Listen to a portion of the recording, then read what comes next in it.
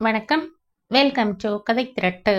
இந்த வீடியோல நம்ம என்ன கதை கேட்க போறோம்னா, உயிரில் கலந்த உறவே கதையின் 3வது பகுதி. நம்ம சேனலை இதுவரைக்கும் சப்ஸ்கிரைப் பண்ணாதவங்க சப்ஸ்கிரைப் பண்ணுங்க. பக்கத்தில் இருக்கிற பெல் ஐகானை கிளிக் பண்ணி ஆல்ங்கிற ஆப்ஷனை பிரஸ் பண்ணுங்க. ஸோ தட் நான் போடுற கதைகளை உடனுக்குடனே நீங்க கேட்கலாம். வாங்க கதைக்குள்ள போகலாம். இப்படி உன்னால் புகழப்படும் ஆள் யாரு ரோஜா என ராம் கேட்க, எல்லாம் நீ கொண்டு போய் சேர்த்து விட்டியே, அந்த வக்கீல் ராகதேவனைத்தான் சொல்ற என அவள் முகத்தை சுளித்தபடி சொன்னாள். அதிர்ச்சியில் போனை பார்த்தவாறு ராம் திகைத்து நிற்க, போனில் எதிர்ப்புறம் இருந்த தேவாவோ கோபமும் சிரிப்பும் சேர்ந்து வர, ஹலோ ஹலோ என தேவா போனில் கத்த, ராம் உடனே, தேவா சாரிடா, எல்லாமே கேட்டுட்டியா, சின்ன பொண்ணு தெரியாம பேசிட்டா என கெஞ்ச, ஒன்னும் பிரச்சனை இல்லராம், நான் பாத்துக்கிறேன், நீ கவலையை விடு, சரி நாளை அலுவலகம் வா பேசிக்கலாம் என சொல்லிக் கொண்டிருக்கும் போதே, ராம் ரொம்ப பசிக்குது, யாரு கூட கடலை போட்டுட்டு இருக்க, சீக்கிரம் செஞ்சு எடுத்துட்டு வா என ரோஜா கூப்பாடு போட்டு கொண்டிருந்தாள். சரி ராம், நீ வேலை பாரு, நான் பிறகு உன்னிடம் பேசுகிறேன் என சொல்லிவிட்டு தொடர்பை நுண்டித்தான் தேவா. இங்கு தனியாக தன் அறையில் கேஸ் கட்டுகளை பார்த்து கொண்டிருந்த தேவாவிற்கு அவளது கிண்டல் பேச்சு மீண்டும் மீண்டும் காதில் ஒலிக்க, முதலில் இவளை அடக்க வேண்டும், என்ன பெண் இவள் என நினைத்தவன், அதே நேரத்தில் அவள் தன்னை சிங்கத்துக்கும் சிறுத்தைக்குமா பெற்றார்கள் என சொன்னதை நினைத்தவன் கண்ணாடி முன் சென்று நின்று, நாம் அப்படி இருக்கிறோம் என பார்க்க ஒரு நிமிடம் அவனே அதிர்ந்து போனான். ஏனெனில் இதற்கு முன் யார் எப்படி பேசினாலும் கண்டு கொள்ளாதவன் இப்போது ஒரு சிறு பெண் பேசியதை மனதில் வைத்து இப்படி நம்மை நாமே சரி பார்த்து கொள்வதா, அந்த அளவுக்கு நான் மாறிவிட்டேனா என நினைத்தவன் அவன் மேல் அவனுக்கே கோபம் வர, எல்லாம் இந்த ரோஜாவால் வந்தது, இவளிடம் இன்னும் கடுமையாக நடந்து கொள்ள வேண்டும், அப்போதுதான் அவள் திமிர் குறையும் என அவன் செய்த காரியத்திற்கு அவள் மேல் குறை சொல்லி தன்னை நியாயப்படுத்தி கொண்டான். இதுதானே மனித குணம். தனக்குள்ளே ஒரு வட்டம் போட்டுக்கொண்டு அதில் வாழ்பவர்கள் சூழ்நிலைக்கு ஏற்றாற்போல தன்னை மாற்றிக்கொள்ளாமல், அதனால் பிரச்சனை வரும்போது அதற்கு மற்றவர்கள்தான் காரணம் என அவர்களின் மேல் பழி போட்டு தான் தப்பித்து கொள்ள நினைப்பார்கள். வெளியே வேண்டுமானால் அப்படி நடிக்கலாம், ஆனால் உண்மை ஒரு நாள் கண்டிப்பாக வெளிவரும். ரோஜாவின் மனம் ராகதேவன் என்ற அசையாத தூணையும் ஒரு நிமிடம் அசைய வைத்து விட்டது. இதை அறியாத அந்த இளம் மலரோ ஆப்பத்தை ஒரு பிடி பிடித்து கொண்டிருந்தது. கலைந்து செல்லும் மேகங்கள் தொலைந்து விடுவதும் இல்லை, வளைந்து செல்லும் நதிகள் அழிந்து விடுவதும் இல்லை, வீசும் தென்றல் காற்று மறைந்து விடுவதும் இல்லை, அதுபோல் ஆசையில்லா மனிதன் எவனும் இல்லை. சூழ்நிலை வரும் பொழுது பலரது சுயரூபம் வெளியே வரும். இந்த இயற்கையின் சூட்சுமத்தை புரிந்து கொண்டவர்களுக்கு இதில் வியப்பதற்கு எதுவும் இல்லை. மறுநாள் ராமின் அம்மா வந்துவிட அத்தையை பார்த்த சந்தோஷத்தில் அவரிடம் சிறிது நேரம் அளவலாவி விட்டு தாமதமாக அலுவலகத்திற்கு வந்தாள் ரோஜா. உள்ளே நுழைந்தவள், ஹாய் பட்டாபி, குட் மார்னிங் என சொல்லிவிட்டு தனது இருக்கையில் அமர்ந்தாள். அவளை பார்த்ததும் சுற்றும் முற்றும் பார்த்த பட்டாபி, ஏ ரோஜா, மணி என்ன இவ்வளவு தாமதமா வர்ற? இப்பதான் சார் உன்னை காணோம்னு கேட்டுட்டு உள்ள போறார். ஏற்கனவே உன் மேல ரொம்ப நல்ல அபிப்பிராயம் அவருக்கு.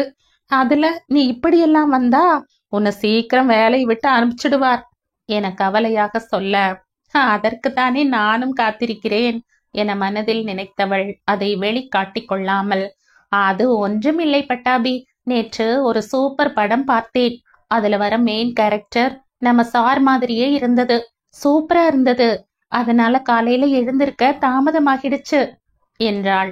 அப்படியா, என்ன படம் அது? எப்படி நம்ம சார் மாதிரி வக்கீல் கேரக்டரா என அவன் ஆர்வமுடன் கேட்க, வக்கீல்னு சொல்ல முடியாது, ஆனா மெயின் கேரக்டர் அதுதான் என்றாள். அப்படி என்ன படம் ரோஜா, சொல்லு, நானும் பாக்குறேன், நம்ம சாரையும் பார்க்க சொல்லலாம், அப்போதாவது நம்மளை பற்றி அவருக்கு நல்ல அபிப்பிராயம் வரும்ல என அவன் ஆசையுடன் கேட்க, சொல்லலாம், கண்டிப்பா அவர் பார்க்க வேண்டிய படம்தான்.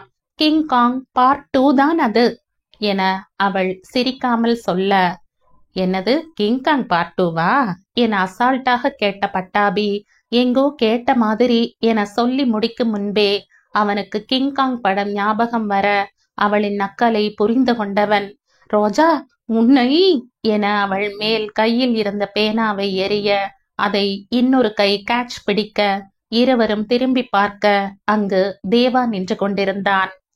அவனை பார்த்ததும் பதட்டத்தில் பட்டாபி வேகமாக எழுந்திருக்க, ரோஜாவோ தலை குனிந்தபடி கைகளை பிசைந்தபடி மெதுவாக எழுந்தாள்.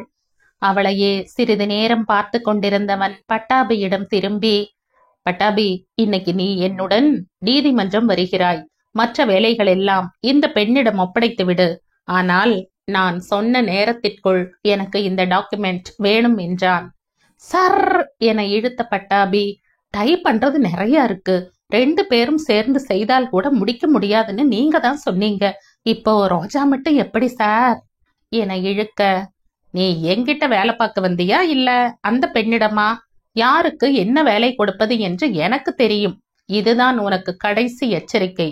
இனி என் வார்த்தைக்கு மறுவார்த்தை பேசாதே. என்னிடம் வேலை பார்ப்பவர்கள் அனைவருக்கும் இது பொருந்தும் என சொல்லிவிட்டு அவன் வேகமாக வெளியே சென்றான். எல்லாவற்றையும் ரோஜாவிடம் கொடுத்துவிட்டு, உன்னால் முடிந்த அளவு செய் ரோஜா. பின்னர் நான் மாலை வந்ததும் நானும் சேர்ந்து உனக்கு உதவி செய்கிறேன். சீக்கிரம் முடித்து விடலாம் என அவளுக்கு ஆதரவாக சொல்ல, அவளோ ஏதும் பேசாமல் கோபமாக தேவா சென்ற திசையையே பார்த்து கொண்டிருந்தவள், பெரிய இவன், நாங்க செய்ய மாட்டோமா? நீ கொடு பட்டாபி, மதியத்துக்குள்ள இந்த வேலைய நான் முடிச்சு வைக்கிறேன் என ரோஷமாக சொன்னவள், நீ சீக்கிரம் வந்துடுவ இல்ல என கேட்டாள். கண்டிப்பா ரோஜா, நான் வேலை முடிந்ததும் சாரிடம் சொல்லிவிட்டு வந்து விடுகிறேன். கண்டிப்பாக உனக்கு உதவி செய்கிறேன். எனக்காக நீ எவ்வளவு செஞ்சிருக்க, இதை செய்ய மாட்டனா என அவன் உணர்ச்சி பெருக்கோடு சொல்லிக் கொண்டிருக்க, அதெல்லாம் அப்புறம் செய்யலாம்.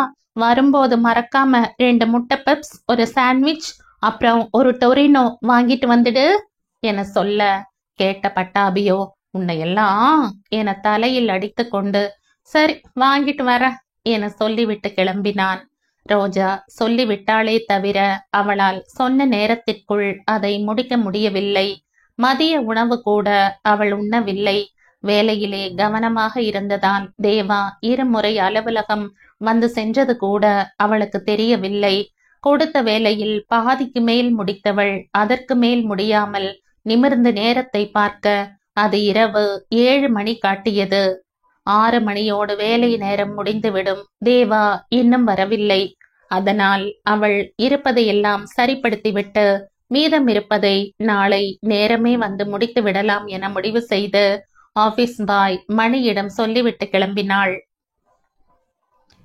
அவள் பையை எடுத்து தோளில் மாட்டவும் தேவா உள்ளே வரவும் சரியாக இருந்தது. பட்டாபியை காணவில்லை. அவளை பார்த்து கொண்டே அவன் நேராக தன் அறைக்குள் செல்ல, அவளோ உள்ளே செல்வதா வேண்டாமா என யோசனையுடன் நிற்க, தேவாவும் இவளை அழைக்கவில்லை. இவளும் உள்ளே செல்லாமல் 10 நிமிடம் வெளியே நின்று கொண்டிருந்தாள். பின்னர் ஒரு முடிவுடன் உள்ளே சென்றவள் தான் செய்து முடித்த வேலையை அவன் முன் வைத்தவள், சார் எல்லாம் முடித்து விட்டேன், இன்னும் கொஞ்சம் இருக்கிறது, காலை நேரமாக வந்து முடித்து விடுகிறேன் என கூறிவிட்டு, எங்கே இருந்தால் ஏதாவது சொல்லிவிடுவானோ என்று வேகமாக நகர, நான் சொன்ன வேலையை முடித்துவிட்டு நீங்கள் செல்லலாம் ரோஜா என அவன் அமைதியாக அழுத்தமாக சொன்னான். நின்று அவனை நிமிர்ந்து பார்த்தவள், எனக்கு வேலை நேரம் முடிந்துவிட்டது சார் என்றாள் நிதானமாக. அப்போ காலையில நீங்கள் வேலை நேரம் ஆரம்பிக்கும் போது வந்திருந்தால் இப்போது நீங்கள் சொல்வது பொருந்தும் என அவனும் அதே போல் சொல்ல, அவள் ஏதும் பேசாமல் அமைதியாக தலை குனிந்து நின்றாள். அவளையே பார்த்தவன் எப்போதும் களையாக இருக்கும் அவளது முகம் இன்று வாடி வதங்கி இருக்க, முகத்தில் சோர்வு தெரிய துவண்டு போய் நின்று கொண்டிருந்தாள். அவனுக்கும் இது ஒருவரால் செய்ய முடியாத வேலை என்று தெரியும். ஆனால் காலையில் அவள் பேசியதை கேட்டவன் கோபம் வர இந்த முடிவை எடுத்தான். எனக்கு நேரம், உண்மை, கடமை இது மூன்று முக்கியம். நான் இதிலிருந்து தவற மாட்டேன். என்னிடம் இருப்பவர்களும் இதில் தவற விடமாட்டேன். அதை மீறி செய்தால் என நிறுத்தியவன், அதான் உங்களுக்கே தெரியுமே என்றவன், வெளியே சிறிது நேரம் இருங்க, செய்த வேலையில் ஏதாவது பிழை இருக்கிறதா என பார்த்து சொல்கிறேன் என சொல்லி அவளை வெளியே அனுப்பியவன். பின்னர் ஆபீஸ் பாயை அழைத்து காரில் இருந்து ஒரு பையை எடுத்து வர சொன்னவன் அதை ரோஜாவிடம் கொடுக்க சொன்னான். ஆபீஸ் பாய் கொண்டு வந்து கொடுத்ததும், என்ன இது என அவள் கேட்க, தெரியல மேடம், சார் உங்ககிட்ட கொடுக்க சொன்னார் என்றான். யாரு, பட்டாபியா என அவள் கேட்க, அவன் சொல்லும் முன் தேவா அவனை அழைக்க அவன் தலையாட்டியபடி சென்று விட்டான். பட்டாபிதான் வாங்கி தந்திருப்பான் என நினைத்து கொண்டு பசி வேறு வயிற்று கிள்ளியதால் வேகமாக பிரித்து சாப்பிட்டாள். அவள் முடிக்கவும் தேவா அழைக்கவும் சரியாக இருந்தது. நல்ல வேளை இவன் பார்க்கல, இல்லைனா இதுக்கும் சேர்த்து திட்டியிருப்பான் என நினைத்து கொண்டே உள்ளே சென்றாள். எல்லாம் சரியாக இருக்கு, நாளைக்கு நேரமாக வந்து முடித்து விடு. இனி ஒரு முறை அலுவலகத்திற்கு தாமதமாக வந்தால் என நிறுத்தியவன் அவள் முகத்தை உற்று பார்த்து, வர மாட்டாய் என்று நினைக்கிறேன் என சொன்னவன், சரி சரி நீ கிளம்பு என்றான். முகத்தில் கோபம் கொப்பளிக்க வீட்டுக்கு வந்தவள் அவள் உள்ளே நுழையும் முன்பே அவளது பை உள்ளே வர வரவேற்பறையில் அமர்ந்திருந்த ராமின் தாயார் திரும்பி பார்க்க வேகமாக உள்ளே வந்தவள் அப்படியே அங்கே இருக்கும் சோஃபாவில் படுத்து கொண்டாள். அவளது முகத்தை பார்த்து புரிந்து கொண்ட காவேரி ராமின் தாயார் வேகமாக உள்ளே சென்று அவளுக்கு டீ போட்டு எடுத்து வந்தார். ரோஜா, ரொம்ப களைப்பா இருக்கா, இந்த டீ கொஞ்சம் சாப்பிடு, மாத்திரை ஏதாவது வேணுமா என்றார். இல்லாத்த, எனக்கு எதுவும் வேண்டாம், என்னால முடியல, தலை ரொம்ப வலிக்குது என முனகியவள் அப்படியே சுருண்டு படுத்து கொண்டாள். அதை கேட்டதும் பதறிய காவேரி, ஏன் ரோஜா, என்னாச்சு, உடம்பு சரியில்லையா, காலையில நல்லா தானே ஆபீஸ்க்கு போன, இப்ப என்னாச்சு என பதட்டத்துடன் கேட்டார். என அனத்தியவள், எல்லாம் அவன் என சொல்லி முடிக்கும் முன்பே அப்படியே உறங்கிவிட காவேரி அவளை தொந்தரவு செய்யாமல் அங்கிருந்து நகர்ந்தார். இரவு சற்று தாமதமாக வந்த ராம், என்னம்மா வரவேற்பறை படுக்கையறையாக மாற்றிவிட்டாளா இந்த வாளு என கிண்டலாக சொல்லிக்கொண்டே ரோஜாவின் அருகில் அமர்ந்தான். பின்னர், ஹே ரோஜா, எழுந்திரு என அவளை எழுப்பியவன் அவள் அசைவற்று இருக்கவும் பதறி, ரோஜா ரோஜா என அவளை உலுக்க அவளிடம் எந்த பதிலும் இல்லை. மா மா என அவன் கத்த சமையல் அறையில் இருந்த காவேரி, ஏண்டா கத்தற என கேட்க, என்னமா ஆச்சு இவளுக்கு, எப்பிருந்து இப்படி இருக்கா என வாய் கேள்வி கேட்க கைகளோ அவளை உலுக்கி கொண்டிருந்தன. ஏண்டா என்னாச்சு? சோ, தலை வலிக்கிறதுன்னு சொன்னா, நான் டீ போட்டு கொடுத்தேன், அதையும் குடிக்கல, உறங்கிட்டா, சாப்பாடும் மதியம் கொண்டு சென்றது அப்படியே இருக்கு, இப்பதான் பார்த்தேன், என்னடா என பயந்து போய் கேட்க, என்னம்மா நீங்க, அவ தலைவலின்னு சொன்ன உடனே எனக்கு போன் செய்திருக்கலாம்ல, அவளுக்கு தலைவலி வரக்கூடாது என்று உங்களுக்கு தெரியாதா என பதட்டத்தில் அவன் படபடவென பேச, ஏராம் அவளுக்கு தலைவலி வரக்கூடாதா, அப்படியா, எனக்கு தெரியாதே என அவள் வேகமாக சொல்ல, அப்போதுதான் ராமுக்கும் தான் உளறியது புரிந்தது. தனது அன்னைக்கும் சில விஷயங்கள் தெரியாது என்பதை மறந்து உளறிவிட்டான். சட்டென்று, இல்லம்மா, இவளுக்கு தலைவலி வந்தா சீக்கிரம் சரியாகாது, 5 நாட்கள் படுத்து விடுவாள், அந்த வலி கூட தாங்க முடியாத வாழைப்பழ சோம்பேறி உங்கள் செல்ல மருமகள், அதற்குத்தான் சொன்னேன் என அப்படியே பேச்சை மாற்றியவன், நான் இவளை மருத்துவமனைக்கு அழைத்து செல்கிறேன் என கூறிவிட்டு வேகமாக அவளை தூக்கி கொண்டு நடந்தான். ராம், நானும் வரட்டுமா என அவன் அன்னை கேட்டது கூட அவன் காதில் வாங்கிக் கொள்ளவில்லை.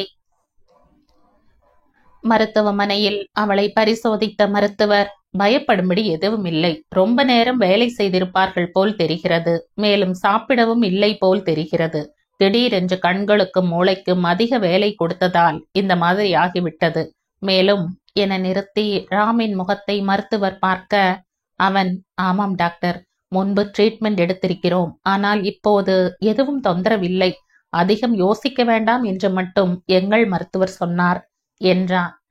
ஆம், அதுதான், இனியும் இவள் இதே போல் கடினமான வேலை செய்தால் மறுபடியும் இப்படி வரும், அதனால் கவனமாக இருங்கள். முடிந்தால் வேலைக்கு அனுப்பாமல் இருந்தால் நல்லது என்றார். அவன் சரி என்று சொல்ல அதற்குள் ஒரு பாட்டில் குளுக்கோஸ் ஏறியவுடன் ரோஜாவிற்கு நினைவு திரும்ப கண் விழித்து பார்த்தவள் மருத்துவமனையில் இருப்பதை பார்த்ததும் முகம் இருள, கண்கள் அங்கும் இங்கும் அலை பாய, ராம் ராம், நான் இங்க எப்படி வந்த என கத்தினாள். அவளது சத்தத்தை கேட்டு பேசிக்கொண்டிருந்த ராம் உள்ளே வர, கூட மறுத்து வரும் வர, அவளோ, ராம், என்னை எதுக்கு இங்க கூட்டிட்டு வந்த? மறுபடியும் ஆரம்பிச்சிட்டியா என சத்தம் போட அவள் அருகில் வந்தவன், ஒண்ணுமில்ல ரோஜா, சும்மா தலைவலிக்கு பார்க்க வந்தோம், கிளம்பிடலாம் என பொறுமையாக சொன்னான். முதல்ல நீ இங்க எதுக்கு கூட்டிட்டு வந்த என அவள் மீண்டும் அதையே திரும்ப கேட்டாள். ரோஜா, ஷட்டப் என அதட்டல் போட்டவன் டாக்டரிடம் திரும்பி, சரி டாக்டர், நாங்க கிளம்புறோம், நீங்க கொடுத்த மருந்தை தவறாம கொடுக்கிற என சொல்லிவிட்டு அவளை அழைத்து கொண்டு கிளம்பினான். வீட்டுக்கு வரும் வரை அவள் முனகை கொண்டே வர ராம் எதுவும் பேசவில்லை. உள்ளே நுழைந்ததும் காவேரி, என்ன ஆச்சு ராம், டாக்டர் என்ன சொன்னாங்க என கேட்க, அத்தை, எனக்கு ஒண்ணும் இல்ல என அவரின் அருகில் சென்று தோள் சாய்ந்தவள் தனக்கு மகள் இல்லாத குறையை இவளை கொண்டு ஆறுதல் அடைந்த காவேரி அவள் அப்படி சாய்ந்ததும் தாய் அன்புடன் அவளை அணைத்தவர், உனக்கு எதுவும் வராது செல்லம் என சொல்லியவர், சரி சரி, நீ களைப்பாக இருப்பாய், சென்று படுத்துக்கொள் என அவளை அனுப்பிவிட்டு மகனின் முகம் பார்க்க அவனோ தீவிரமான சிந்தனையில் ஆழ்ந்திருந்தான். அவன் அருகில் அமர்ந்தவர், என்ன ராம், ஏதாவது பிரச்சனையா என கேட்க, இல்லம்மா, சரியாக சாப்பிடாததால வந்த தலைவலின்னு டாக்டர் சொல்லிட்டார், நீங்க போய் படுங்க என சிரித்து கொண்டே அவரையும் அனுப்பி வைத்தான். அங்கு ரோஜா மருந்தின் உதவியுடன் தன்னை மறந்து உறங்க, காவேரியோ அவளுக்கு ஏதும் பிரச்சனை இல்லை என தெரிந்து நிம்மதியாக தூங்க, ராமின் நிலையோ தூங்கா இரவானது. கடந்து போன நினைவுகள் மனதை விட்டு மறைய வேண்டும் என மனிதன் நினைக்கிறான். ஆழமாக பதிந்து விட்ட வடுக்கள் நேரம் வரும்போது நினைவுகளை தட்டி எழுப்புவதை தவிர்க்கத்தான் முடியுமா என்ன? மறுநாள் பொழுது அனைவருக்கும் சுகமாக விடிய சோம்பல் முறித்து எழுந்தவள் மணியை பார்க்க அது 8 மணி என்று காட்ட, அச்சோ, நேரமாயிடுச்சே, தாமதமானால் அந்த பிதா மகனிடம் யார் திட்டு வாங்குவது என நினைத்தவள் வேகமாக கிளம்பி கீழே வந்தாள். ராம் சாப்பிட்டு கொண்டிருக்க வேகமாக வந்தவள் அவனிடம் தட்டை பிடுங்கி அதில் இருக்கும் பூரியை சாப்பிட, ஹே ரோஜா, என்னது சின்ன புள்ள மாதிரி, இது நான் சாப்பிட்டது என அவன் முகம் சுளிக்க, அதற்குள் அங்கு வந்த காவேரி, ரோஜா, என்ன அதுக்குள்ள எழுந்து கிளம்பி வந்துட்ட, உனக்காக கஞ்சி எல்லாம் ரெடி பண்ணி வச்சிருக்க, நீ பூரி சாப்பிட்டு இருக்க என கேட்டார். முதல்ல 2 பேரும் பேசாதீங்க, எனக்கு நேரமாச்சு, இன்னைக்கும் தாமதமா போனேன், அந்த பிதா மகன் அவ்வளோதான், அப்புறம் நரசிம்ம அவதாரம் எடுப்பான் என சொல்லிக் கொண்டே சாப்பிட்டு முடித்தவள், அத்தை, மதியம் டிஃபனுக்கும் இதையே வச்சிடுங்க, 5 பூரி சேர்த்து வைங்க என சொல்லிக்கொண்டே கை கழுவு சென்றாள். அவள் செல்வதையே பார்த்து கொண்டிருந்த ராம் அதற்குள் அவன் அம்மா, என்ன ராம், இன்னைக்கு வேலைக்கு போறேன்னு கிளம்புறா, நேத்து வேற அப்படி இருந்தா என கவலையுடன் கேட்க, அதாம்மா நானும் யோசிச்சுட்டு இருக்கேன், நான் கூட வேலைக்கு போக வேண்டாம்னு சொல்லலாம்னு நினைச்சேன், ஆனா இவ இவ்வளோ ஆர்வமா கிளம்பும் போது எப்படி சொல்றது, அது இல்லாம நேற்று இருந்த களைப்பு இன்னைக்கு அவகிட்ட இல்ல, அவ போகட்டும், விடுங்க, மறுபடியும் பிரச்சனைனா பாத்துக்கலாம் என்றவன் அவளை புரிந்து கொள்ள முடியாமல் கொஞ்சம் குழம்பித்தான் போனான். நேற்று பட்ட அவஸ்தையில் அவள் வேலைக்கு போக மாட்டேன் என்று அடம் பிடிப்பாள், நாமும் சரி என்று விட்டு விடுவோம் என்றுதான் ராம் நினைத்தான். ஆனால் அதற்கு எதிர்மறையாக அவள் நேரமே கிளம்பி போவாள் என்று அவன் நினைக்கவே இல்லை. சரி, அவள் பாதையிலேயே விட்டு விடுவோம் என அவனும் அமைதியானான். நேராக அலுவலகம் சென்றவள் உள்ளே நுழைய அந்த நேரத்திலும் ராகதேவன் அங்கிருந்தான். அட பாவி, இவன் என்ன மனுஷனா மெஷினா, 24 மணி நேரம் இங்கேயே இருக்கா என நினைத்தவள் நேற்று பெண்டிங் வேலையை வேகமாக டைப் பண்ண ஆரம்பித்தாள். உள்ளே இருந்த தேவா அவள் அலுவலகத்திற்குள் நுழைந்ததில் இருந்து அவளது முக பாவனையை கவனித்தவன் அவனை அறியாமலேயே முகத்தில் புன்னகை தோன்ற எழுந்து வெளியே வந்தவன், குட் மார்னிங் ரோஜா என்றான். அவள் நிமிர்ந்து பார்க்காமலே, குட் மார்னிங் பட்டாபி எங்கடா போன நேத்து? வரேன்னு சொல்லிட்டு வரவே இல்ல. அந்த பிதாமகன் என்ன பழி வாங்கிட்டான் தெரியுமா? நேத்து நைட்டு 8 மணி ஆகிடுச்சு வீட்டுக்கு போறக்கு. அங்க போன உடனே தலைவலி வந்து டாக்டர் கிட்ட போய் ஏன் கேக்குற, ஒரே அலம்பல் தான்.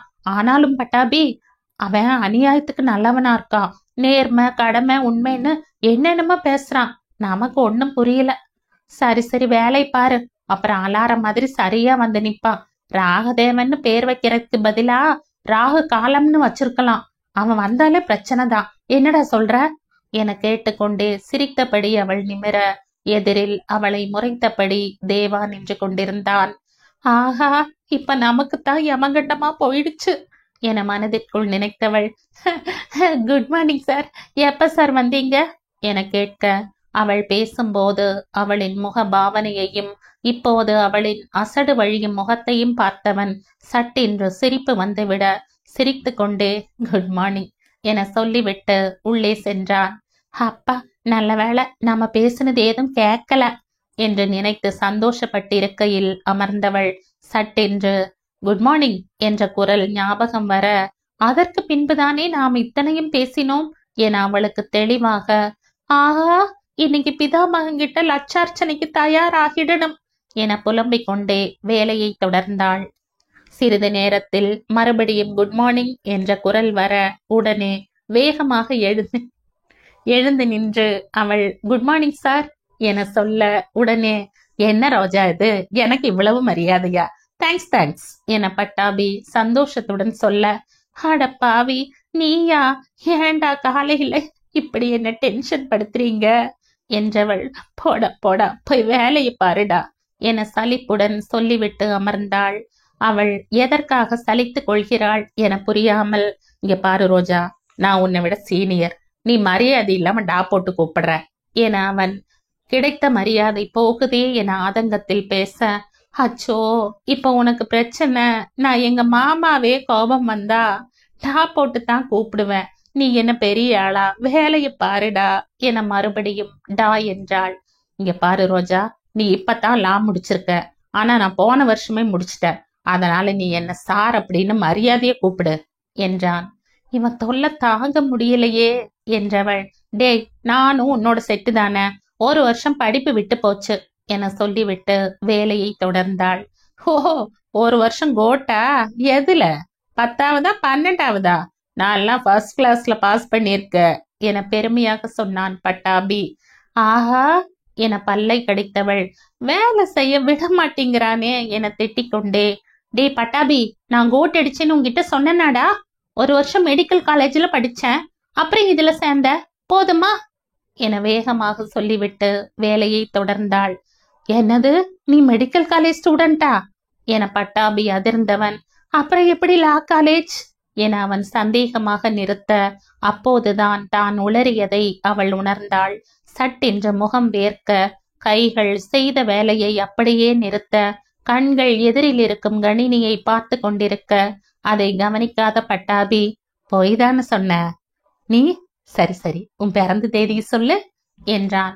அவள் ஏதும் பேசாமல் அப்படியே அமர்ந்திருக்க, ஹே ரோஜா, உன்னோட பிறந்த வருஷத்தை சொல்லு என அவன் மறுபடியும் கேட்டதும் அவள் அவளை அறியாமலேயே ஜூன் 26, 1990 என்றாள்.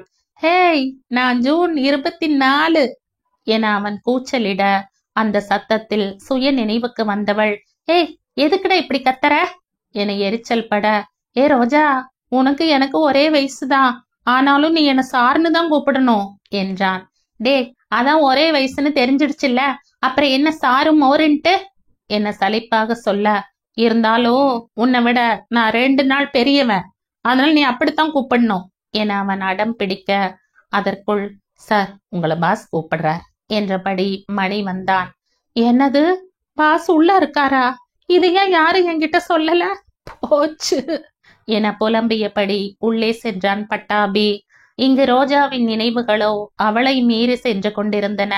பட்டாம்பூச்சி போல எந்த கவலையும் இன்றி பறந்து திரிந்த அந்த நினைவுகள் இன்று மனதில் ஏகாந்தமாய் வந்து நிற்க, அந்த காலம் திரும்ப வருமா? இப்போது போட்டிருக்கும் இந்த இரட்டை வேடம் எப்போது கலைப்பது? நான் நானாக மாற முடியுமா? என பல கேள்விகள் மீண்டும் அவள் மனதில் படையெடுத்தன. 4 தலைமுறைக்கு பிறகு பிறந்த பெண் ஆனதால் ரோஜாவிற்கு அவளது குடும்பத்தில் எப்போதும் ராஜ மரியாதைதான். அவள் எது செய்தாலும் கேட்டாலும் உடனே கிடைக்கும். அவளை யாரும் கண்டிக்க மாட்டார்கள். அவளிடம் கண்டிப்பு, பாசம் இரண்டையும் சரி விகிதத்தில் காட்டுவது ராமும் பார்வதியும் தான். ஆனால் பார்வதி சொல் மரகதத்தின் முன் அம்பலத்தில் ஏறாது. அதனால் பாட்டியின் துணை கொண்டு அவள் பார்வதியை ஏய்த்து விடுவாள். ஆனால் ஏனோ சிறு வயதிலிருந்தே ராமின் சொல்லை அவள் மீறுவது இல்லை. கெஞ்சி பார்ப்பாள். முடியவில்லை என்றால் அவன் என்ன சொல்கிறானோ அதன்படி நடந்து கொள்வாள். பள்ளி படிக்கும் வரை அவளின் தாத்தாதான் இவளை பள்ளிக்கு அழைத்து செல்வார். இருவரும் நண்பர்களைப் போல் பேசிக்கொள்வர். அவர் அந்த காலத்திலேயே PUC படித்தவர். அதனால் உலக அனுபவம் அதிகம். இவளோ வேதனைகளையும் தாண்டி ரோஜா இந்த அளவு இருப்பதற்கு காரணம் அவர் சொல்லித்தந்த பாடங்களே. நிறைய முற்போக்கு சிந்தனைகளை அவளுக்குள் நுழைத்தவர். விவேகானந்தரின் பரம சீடர் அவர். அதனால் அவருடைய பேச்சில் அதன் தாக்கம் அதிகம் இருக்கும். அவரோடு இருக்கும் ரோஜாவுக்கும் அது இருந்ததில் வியப்பு இல்லை.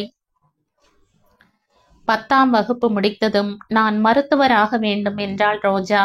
அதற்கான படிப்பையும் தேர்ந்தெடுத்தாள். அவளது தாத்தாவோ உனக்கு எது பிடித்திருக்கிறதோ அதை செய் என்றார். 11ஆம் வகுப்பு பள்ளி வாழ்க்கை நினைக்கும் போதே ரோஜாவின் மனதில் உற்சாகம் துள்ளி குதித்தது. டீனேஜ் அடியெடுத்து வைத்திருக்கும் ரோஜாவிற்கு அந்த வயதிற்கான குறும்புக்கும் குதூகலத்திற்கும் என்றும் குறைவில்லை. அவள் படித்த பள்ளிகள் அனைத்துமே பெண்களுக்கான பள்ளிகள் என்பதால் இவர்களின் அடாவடித்தனம் அளவில்லாமல் இருந்தது. அது பிற்காலத்தில் அவளுக்கு எவ்வளவு பெரிய துன்பத்தை கொண்டு வந்து விடப் போகிறது என்பதை அவள் அறியவில்லை. 12ஆம் வகுப்பில் அவள் எடுத்த மதிப்பெண்ணிற்கு பொது மருத்துவத்தில் சீட் கிடைக்காமல் பல் மருத்துவம் எடுத்தாள். அது கொளத்தூரில் இருந்து சற்று தொலைவு என்பதால் அனைவரும் யோசித்தனர். ஆனால் அவள் தாத்தாதான் அவள் செல்லட்டும், அப்போதுதான் உலக அறிவு வரும் என அவர்களை சமாளித்து பேத்தியை அனுப்பி வைத்தார். அவள் அட்மிஷனுக்கு செல்லும் போதே அங்கு இருக்கும் மாணவர்களை பார்த்து கொஞ்சம் மிரண்டுதான் போனாள். அவர்களின் நடை, உடை, பாவனை அனைத்தும் அவளுக்கு ஒரு மிரட்சியை ஏற்படுத்தியது. ஏனெனில் கொளத்தூர் என்பது கிராமத்தில் இருந்து சற்று ஒரு படி மேலே, அவ்வளோதான். மற்றபடி நாகரீகம் பெரும் அளவு அந்த ஊரில் நுழையவில்லை. அங்கு அணியும் அதிகபட்ச நாகரீக உடை சுடிதார் தான். அந்த சூழ்நிலையில் படித்த ரோஜாவிற்கு இதை பார்த்ததும் கொஞ்சம் சந்தோஷமாகவும் கொஞ்சம் பயமாகவும் இருந்தது. அதை தன் தாத்தாவிடம் கேட்கவும் அவள் தயங்கவில்லை. தாத்தா, எனக்கு ஒரு மாதிரி இருக்கு. அங்க எல்லாரும் ரொம்ப மாடர்னா இருக்காங்க. ரொம்ப ஸ்டைலா இங்கிலீஷ் பேசுறாங்க. எனக்கு ஒத்து வருமா? எனது தோழிகள் வேறு ஏதோ சொல்லி பயமுறுத்துறாங்க என கவலையுடன் கேட்டாள். அவளை ஒரு நிமிடம் உற்று பார்த்த தாத்தா, ஏன் ரோஜா, உனக்கு இத பத்தி முன்பே தெரியாதா? இந்த மாதிரி படிப்புகளை தெரிவு செய்யும் போது இவை அனைத்திற்கும் தயாராக இருக்க வேண்டும் என்று. மேலும் நீ படிக்கத்தானே செல்கிறாய். அதை பற்றி ஏதாவது பயம் இருந்தால் சொல். மற்றபடி வீண் சந்தேகங்களை மனதில் போட்டு குழப்பிக் கொள்ளாதே. எங்கு செல்கிறாயோ அதற்கு ஏற்றாற்போல உன்னை மாற்றிக்கொள் என்றார். எந்த ஒரு துன்பத்தையும் கடவுள் உடனே கொடுக்க மாட்டார். அதற்கான சில நிகழ்வுகளை முன்பே காட்டுவார். புரிந்து கொள்பவன் புத்திசாலி ஆகிறான். புரியாதவன் அதை அனுபவித்து அறிந்து கொள்கிறான். தாத்தாவிடம் கேட்ட சந்தேகத்தை அவள் ராமவிடம் சொல்லி இருந்தால் அவள் மனதில் என்ன விதமான உணர்வு இருக்கிறது என்பதை அவன் அறிந்து அதற்கு ஏற்றாற்போல விளக்கங்கள் கொடுத்திருப்பான். தாத்தா அவளுக்கு அறிவுரை மட்டும் வழங்கிவிட்டு சென்று விட்டார். மேலும் அவள் மருத்துவ படிப்பில் சேர்ந்ததை கேள்விப்பட்ட உறவினர்கள் அவளை பாராட்ட, பெருமையாக சொல்ல அவளும் அந்த சூழ்நிலைக்கு தன்னை தயார்படுத்தி கொண்டாள். அவள் கல்லூரிக்கு செல்லும் அந்த நாளும் வந்தது. அன்றைய மனநிலையை வார்த்தைகளால் வடிக்க முடியுமா என்ன? வானத்தில் அல்லவா அவள் பறந்து கொண்டிருந்தாள். இப்படியே உட்கார்ந்திருந்தா கணினியில எழுத்துக்கள் தானாக ஏறி அமர்ந்து கொள்ளுமா என கோபமாக ஒரு குரல் அருகில் கேட்க திடுக்கிட்டு நிமிர்ந்தவள் எதிரே தேவா நின்று கொண்டிருந்தான். சட்டென்று பழையது எல்லாம் மறந்து போக வேகமாக எழுந்து நின்றவள், தோ இப்ப முடித்து விடுகிறேன் சார் என்றாள். சரி, உனது ரிசல்ட் வந்து விட்டதா? அப்போதுதான் பார் கவுன்சில் உன் பெயர் பதிவு செய்ய முடியும் என்றான். ரிசல்ட் வந்து விட்டது சார், நாளை எடுத்து வருகிறேன் என்றவள் சார் என இழுக்க அவன் புருவத்தை உயர்த்தி என்ன என்று கேட்டான்.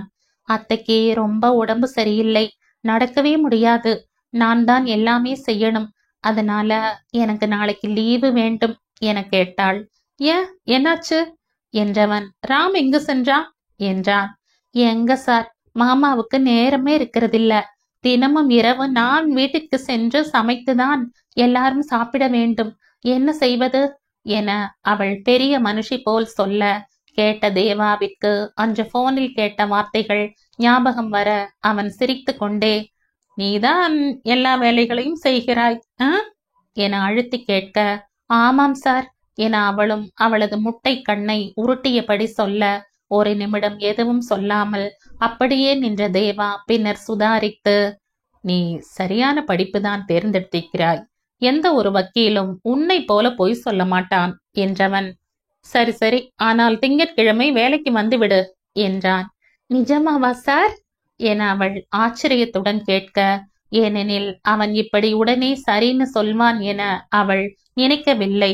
சண்டை போட்டுதான் லீவு வாங்க வேண்டும், அதற்காக என்ன பேச வேண்டும் என்பதையெல்லாம் காலையில் குளிக்கும் போதே யோசித்து தயாராக இருந்தாள். ஆனால் சுலபமாக அவன் சரி என்று சொன்னதும் அவளால் நம்ப முடியவில்லை. ரொம்ப தேங்க்ஸ் சார் என சந்தோஷத்தில் துள்ளி குதித்தாள். வந்த முதல் மாதத்திலே விடுப்பு கேட்கிறாய், முதல் முறை என்பதால் தருகிறேன் என அப்போதும் தன் விரைப்பு குறையாமல் சொல்லிவிட்டு கிளம்பினான் தேவா. அதான, கடைசியா ஒரு பஞ்சு வைக்கலைன்னா இவர் பிதாமகனே இல்லையே என மனதிற்குள் அவனை திட்டியவள். ஆனாலும் ஊருக்கு போவதை நினைக்கும் போது மனம் சந்தோஷத்தில் துள்ளியது. ஆம், ரோஜா நாளை பெற்றோரை பார்க்க ஊருக்கு போகிறாள். இதை யாரிடமும் சொல்லவில்லை. அவர்களுக்கு சர்ப்ரைஸ் கொடுக்க வேண்டும் என்று சொல்லாமல் செல்கிறாள். ராமிடமே இரவுதான் சொல்ல போகிறாள். மருத்துவமனை, தலைவலி போன்றவை அவளுக்கு வீட்டின் ஞாபகத்தை அதிகப்படுத்த உடனே கிளம்ப முடிவு செய்தாள். மாலை நேரமாக வீட்டிற்கு சென்றவள் தனது அத்தையை கூட்டிக் கொண்டு கடை வீதி கிளம்பினாள். அவள் சேர்த்து வைத்திருந்த பணத்தில் வீட்டில் உள்ளவர்களுக்கு பொருட்களை வாங்கி கொண்டு அப்படியே வெளியே வர எதிரில் பானி பூரி கடை இருக்க, அத்தை அது வேணும் ப்ளீஸ் என அவள் கெஞ்ச, ரோஜா மழை வர மாதிரி இருக்கு, கிளம்பலாம் என காவேரி மறுக்க, இல்லத்த நான் ராமுக்கு போன் பண்ணிட்டேன், வீட்டுக்கு போகும்போது நம்மையும் கூட்டிட்டு போக சொல்லி, அதனால இன்னும் நேரம் இருக்கு ப்ளீஸ் என மீண்டும் கெஞ்ச, அவர் சிரித்து கொண்டே சரி சரி போ, அங்க கும்பல் அதிகமா இருக்கு, ராம் வர்றதுக்குள்ள வாங்கிட்டு வந்துடு என்றார். அவர் செல்லும் போதுதான் ராமிற்கு போன் செய்தாள்.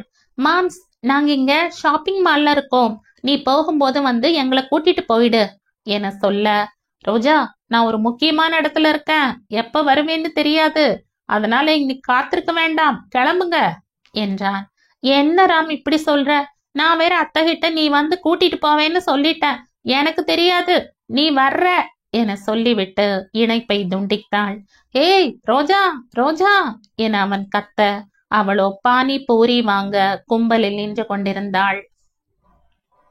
இவளோட இதே தொல்லையா போச்சு என சலித்து கொண்டவன் அப்போது வெளியே இடி சத்தம் கேட்க, அச்சோ மழை வரும் போல இருக்கே, இவ வேற கடையில இருக்கா என யோசித்தவன் வேகமாக சென்று காரை எடுத்தான்.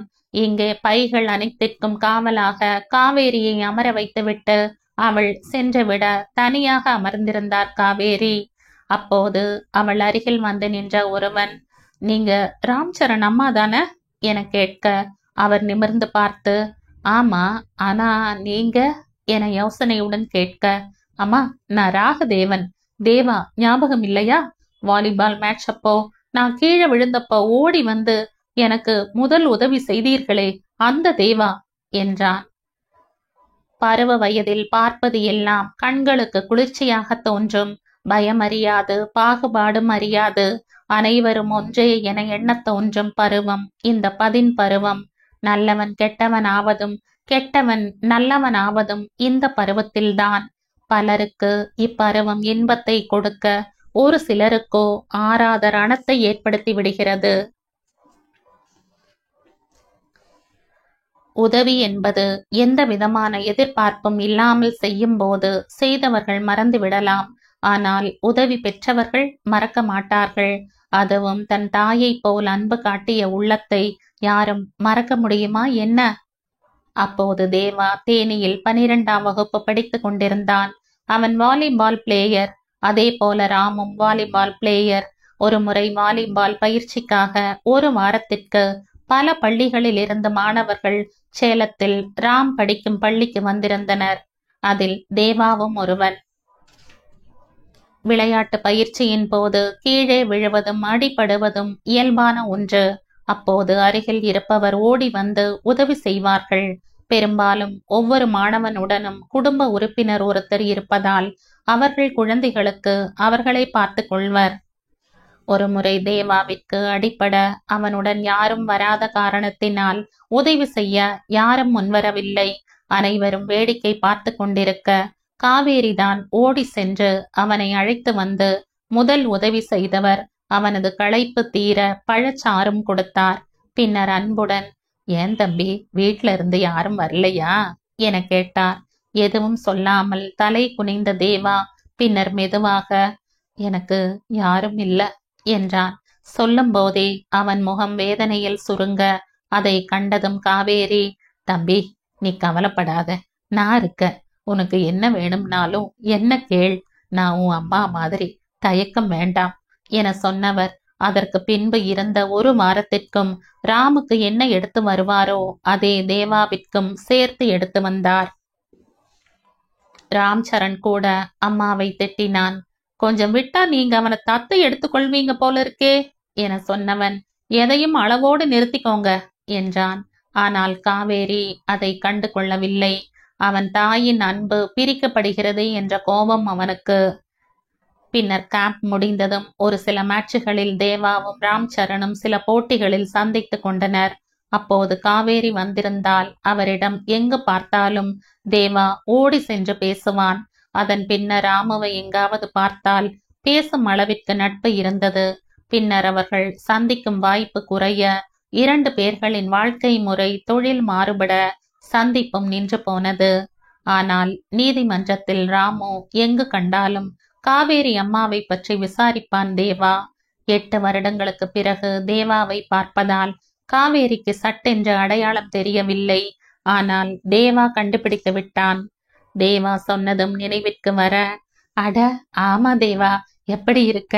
அப்ப ஒல்லியா நெடுன்னு ஒட்டட குச்சி மாதிரி இருந்த, இப்ப ஆளே அடையாளம் தெரியாத அளவுக்கு மாறி போயிட்ட என பாசத்துடன் சொன்னவர், தேனியில் தானே படித்து கொண்டிருந்தாய், சென்னை எப்போது வந்தாய், இப்போ என்ன வேலை பார்த்து கொண்டிருக்கிறாய், இன்னும் வாலிபால் போட்டிக்கு போகிறாயா என வரிசையாக கேள்விகள் கேட்க தேவா சிரித்து கொண்டே, நான் நல்லா இருக்கம்மா, நீங்க எப்படி இருக்கீங்க? கல்லூரி படிப்பெல்லாம் இங்குதான் முடிச்சேன். உங்களை அடிக்கடி நினைத்து கொள்வேன்.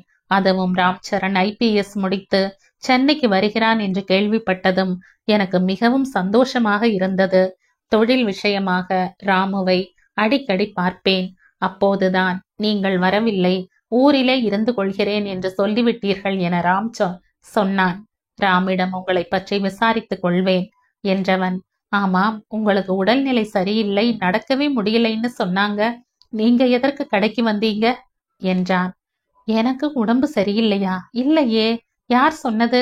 அப்படியே இருந்தாலும் எங்க வீட்டில் இப்போது என் செல்ல மருமகள் வந்திருக்கிறாள், என்னால் ஓய்வெடுக்க முடியுமா என்ன? இன்று கூட ரோமாலி ரொட்டி பன்னீர் பட்டர் மசாலா வேணும்னு சொன்னாள் என்று எல்லாம் தயார் செய்து வைத்து விட்டுதான் வந்தேன் என சிரித்து கொண்டே சொல்லவும் அவன் முகத்தை சுளித்தபடி யோசிக்க அந்த நேரத்தில் இடி இடிக்கவும், உடனே என்னம்மா மழை வர மாதிரி இருக்கு, நீங்க எப்படி வீட்டுக்கு போவீங்க என அவன் கவலையாக கேட்க, அதான் தேவா நானும் யோசிக்கிறேன், இந்த பொண்ணு எங்க நான் சொன்னா கேக்குறா என சொல்லிக் கொண்டிருக்கும் போதே அத்தை என அழைத்து கொண்டே ரோஜா அங்கு வர தேவா காவேரியை பார்த்து நின்று கொண்டிருந்தான். அவனது முதுகு மட்டுமே அவளுக்கு தெரிய, இங்க பாருங்க, பானிபூரி, ஐஸ்கிரீம், பஞ்சு மிட்டாய் என கைகள் நிறைய எல்லாவற்றையும் வைத்து கொண்டு அவள் சந்தோஷமாக சொன்னாள். ஏ ரோஜா, மழை வர மாதிரி இருக்கு, சீக்கிரம் கிளம்பலாம்னு சொன்னா நீ என்ன இத்தனை வாங்கிட்டு வந்திருக்க என அவர் சிடு சிடுக்க, ஏன் அத்தை கோபப்படுறீங்க? மழையில நனைஞ்சா ஒன்னும் கரைஞ்சிட மாட்டோம். உங்க வயசுல எல்லாரும் உலக சாதனையே பண்றாங்க. நீங்க என்னடான்னா இந்த மழைக்கு போய் பயந்துகிட்டு. சரி சரி, வீட்டுல சாப்பாடு தயாரா இருக்குல்ல, அதுக்காக உங்களை கூட்டிட்டு போறேன். எங்க இந்த மாம்ச காணோம் என சொல்லிக்கொண்டே தீனியை அத்தை கையில் கொடுத்துவிட்டு அலைபேசியை எடுக்க கீழே குனிந்தாள். இவதான்பா என் மருமகள் ரோஜா என காவேரி சொல்ல, அவருக்கு தெரியாது தேவாவிடம்தான் இவள் ஜூனியராக இருக்கிறாள் என்று. அதனால் அறிமுகம் செய்து வைத்தார். உடனே அவன் சிரித்து கொண்டே அவளை பார்க்க, ரோஜாவோ முதலில் அதை கவனிக்காமல் ஒரு கையில் அலைபேசியும் இன்னொரு கையில் ஐஸ்கிரீமும் சாப்பிட்டு கொண்டு திரும்பி அவனை பார்த்தவள் அப்படியே அதிர்ச்சியில் சிலையாக நின்றாள்.